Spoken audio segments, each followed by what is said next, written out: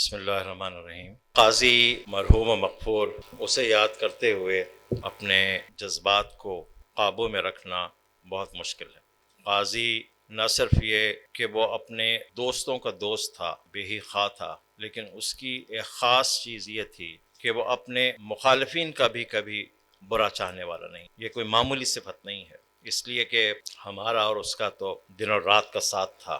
جو student politics تھیں اس میں ہم سب ایک ہی طرف تھے، تو مخالفین کا تذکرہ اس کی نیت میں ان کے بارے میں کبھی کوئی خرابی پیدا نہیں ہوئی۔ وہ ہر شخص کی اچھائی کو دیکھتا تھا اور اس کے ساتھ اچھا کرنے کی کوشش کیا کرتا تھا۔ اس کی نظر اپنی عمر اور اس وقت کے لحاظ سے کم از کم 10 سال آگے کی بات سوچتی، اور وہ ہم سے وہ باتیں کیا کرتا تھا کہ ہمیں تو بعض دفعہ سمجھ میں ہی نہیں آتی تھی۔ یہ اس کی چند ایک ایسی آؤٹ سٹینڈنگ اس کی خصوصیات تھیں جس کو ہم بھلا نہیں سکتے۔ قاضی Uzair memorial free neurology centre جو ہے، ہم نے پچھلے چند ماہ سے شروع کیا ہے۔ اس شہر میں ماشاءاللہ آپ سب لوگ ہیں اور اپنے لوگوں کی، مریضوں کی یہاں پر آپ سب خدمت کرتے رہے ہیں، اور ہماری کوشش اور کاوش بھی یہ ہے کہ اس معاشرے کا وہ طبقہ جو علاج معالجے کی سہولیات اس لیے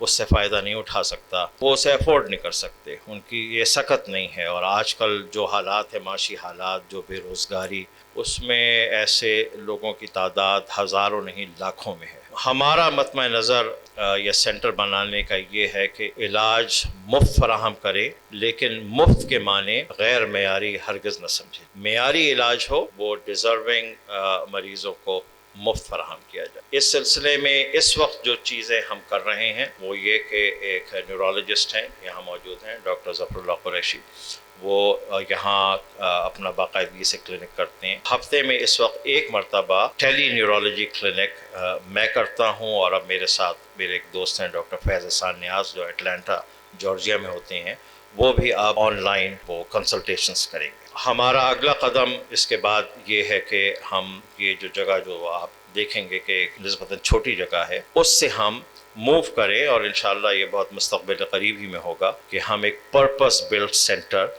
ایسی لوکیلٹی میں بنائیں کہ جہاں جن مریضوں کے لیے بنایا جا رہا ہے ان کے لیے وہ ایکسیسیبل، ایسی جگہ پر جو شاید یہاں سے بہت زیادہ دور نہ ہو۔ ہم انشاءاللہ ایک پرپس بلٹ سینٹر بنائیں گے، نہ صرف ڈاکٹرز موجود ہوں نیورولوجی سینٹر میں، بلکہ جو نیورولوجیکل جو ڈائگنوسس کے لیے جو ٹولز ہیں وہ بھی ہم وہاں پرووائڈ کریں۔ وہاں EEG کی سہولت ہو، EMG کی یعنی الیکٹرومایوگرافی کی سہولت ہو، وہاں CT اسکین ہو، وہاں MRI اسکین۔ سب سے اہم چیز ہے وہ یہ کہ وہاں جو بھی کیئر پرووائڈ کی جائے وہ پیشنٹ سینٹرڈ کیئر۔ ہم دیکھتے ہیں بہت ساری جگہوں پر، اس شہر میں بھی ایسا ہے کہ کیئر تو یقیناً ہوتی ہے، لیکن اس کیئر کا مرکز جو ہے وہ ڈاکٹر ہوتا ہے، مریض نہیں ہوتا۔ تو ہم چاہتے ہیں کہ تمام مریضوں کو عزت و احترام کے ساتھ کہ ہم حقوق ادا کریں، ان کے لیے ہم فری کنسلٹیشن کا، ڈائگنوسس کا ہم انتظام کریں۔ چونکہ ہم بات کر رہے ہیں نیورولوجی کے سینٹر کی، تو چند ایک باتیں تو میں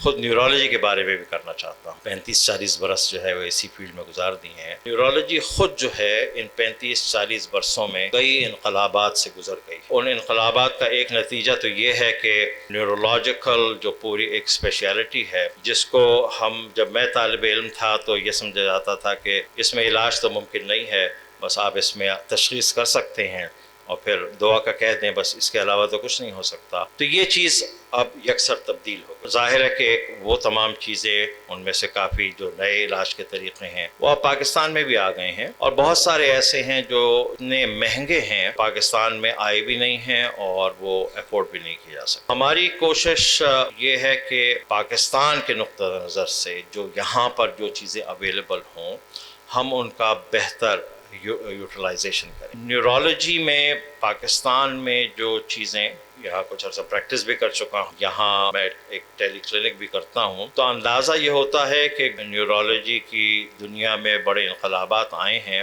ہمارے یہاں وہ انقلابات سے پہلے ہی کی دنیا اب تک چل رہی۔ مریض کے لیے صحیح تشخیص جو پہلا قدم ہے اس کو بہتر بنانے کا، اسی کے چیلنجز سے ہم اب تک نبرد آزما ہیں اور ان کو ہم پورا نہیں کر پائے۔ ہماری کوشش اس سینٹر میں یہی ہوگی کہ ہم مریضوں کی حقوق بھی ادا کریں، ان کی صحیح تشخیص بھی کریں اور ان کو صحیح علاج بھی فراہم کریں۔ یہ جو سینٹر ہے یہ ایک فاؤنڈیشن ہے جس کا AZ فاؤنڈیشن جس کا نام ہے، اس کے تحت ہم یہ ساری ایکٹیویٹی کر رہے ہیں۔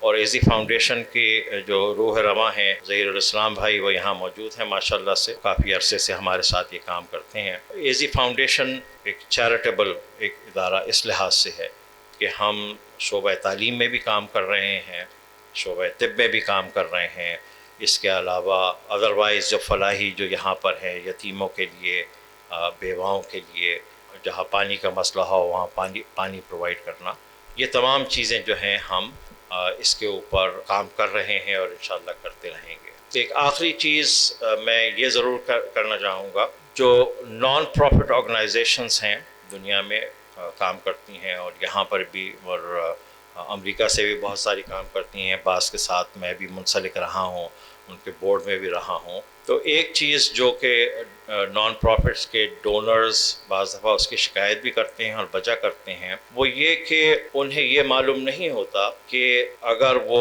100 روپے ڈونیٹ کر رہے ہیں تو مستحق تک اس میں کتنے پیسے پہنچیں گے، اور وہ جو نان پروفٹ آرگنائزیشنز ہیں اکثر اسے اوور ہیڈ جو ان کا ہوتا ہے اس میں وہ پیسوں کی کٹوتی کر دیتے، اور مختلف آرگنائزیشنز جو ہیں مختلف اوور ہیڈ چارجز کر۔ تو ہماری یہاں کوشش یہ ہے کہ ہم اوور ہیڈ کو زیرو رکھیں۔ اب تک الحمدللہ ہم نے کیا ہے، یعنی ظہیر بھائی یا اور دیگر لوگ یا میں یا ہمارے اور ساتھی جو کچھ بھی ان پٹ دیتے ہیں 100% والنٹیئر بیسس کے اوپر۔ تو اگر آپ لوگ بھی جا کر جو انشاءاللہ، اور جو لوگ آلریڈی AZ فاؤنڈیشن کے ساتھ کام کر رہے ہیں اور وہ ڈونیشنز دیتے ہیں، آپ کریں، اگر ڈونیٹ کریں تو انشاءاللہ ہم اس کی آپ کو گارنٹی دے سکتے ہیں کہ جو 1 روپیہ آپ دیں گے وہ 1 روپیہ پورا انشاءاللہ اس کے مستحق تک پہنچ جائے گا، وہ ڈی ویلیو بھی نہیں ہوگا۔ یہ ذرا سی ایک شاید تھوڑا سا وہ ہے